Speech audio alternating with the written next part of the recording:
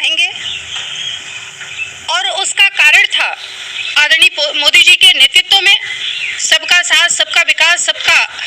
सम्मान और प्रयास के माध्यम से जो कार्य किया गया, हर घर तक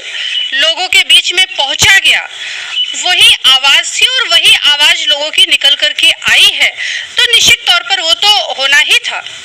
कल जो रिजल्ट आया उसमें कई लोग जो सीनियर लीडर्स रहे वो हार गए, उसी में आपके पिताजी स्वामी प्रसाद मौर्य को भी शिकस्त का सामना करना पड़ा, जबकि आप भी उनके प्रचार में भी आप भी शामिल हुई थी, सबने कोशिश करी।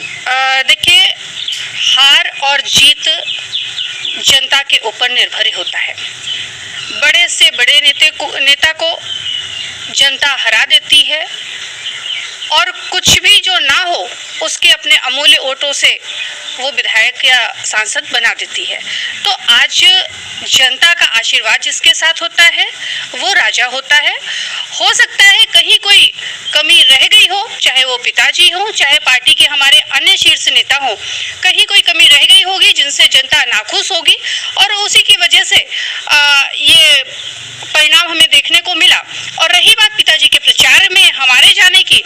तो ये मैं पहले भी कह चुकी हूँ, आज भी कह रही हूँ कि मैं प्रचार में नहीं गई थी, और अगर गई थी, किसी के पास प्रूफ है, आजकल सोशल मीडिया का जमाना है, सबके पास स्मार्टफोन है, और किसी के पास भी अगर कहीं हमारे प्रचार की रिकॉर्डिंग हो, कोई प्रूफ हो, तो वो उसे वायरल कर दे। जिस समय मैं खुल करके आई हूँ उस समय क्या स्थितियां थी वो पूरे प्रदेश ने देखा, वो पूरे देश ने देखा, और एक बेटी होने के नाते पिता के साथ में खड़े होना हमारा फर्ज भी था। एक पर स्वामी प्रसाद मौर्य पे हमला होता है, आप भी इस पे मीडिया से भी बात करती हैं, कहती हैं कि आप पे भी हमला हुआ, लेकिन उसके बावजूद भी वहाँ पुलिस आप पे और स्वामी प्रसाद मौर्य जी पे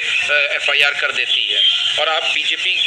में खुद हैं और आप बीजेपी के लोगों पे इल्ज़ाम लगाती कि उन्होंने हमला किया था। मैं बीजेपी के लोगों पर इल्ज़ाम नहीं लगा रही हूँ, वो प्रूफ जो वीडियो वायरल हुए हैं उसमें दिखाई दे रहे हैं, और मैं बीजेपी के नहीं बल्कि उन लोगों पर आरोप लगा रही हूँ जो बीजेपी को बदनाम करने का काम कर रहे हैं। मैंने पहले भी कहा कि भाजपा जो पिछले लगभग 7.5-8 सालों में केंद्र में रह करके और प्रदेश में पिछला 5 साल पूरा करने के बाद जो दंगा मुक्त प्रदेश और देश रहा, उसको जो कालंकित करने का कार्य भाजपा के पदाधिकारी बन करके करने का काम कर रहे हैं, मैंने आरोप उन पर लगाया था और आज भी मैं लगा रही हूँ, क्योंकि उनकी वजह से, एक उनकी छोटी सी गलती की वजह से पूरा इतना हाई प्रोफाइल मामला गया। FIR हुई, वो बीजेपी में भी हैं, उसके बावजूद हुई। देखिए, FIR होना, बीजेपी में हूँ तो क्या FIR नहीं हो सकता है? ठीक है, मतलब आप लोगों की तरफ से हमला हुआ था क्या, जो मतलब उनकी जो थ्योरी है, जो कहा जा रहा है? अब कौन क्या थ्योरी फिट करता है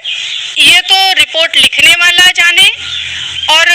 FIR कराने वाला जाने।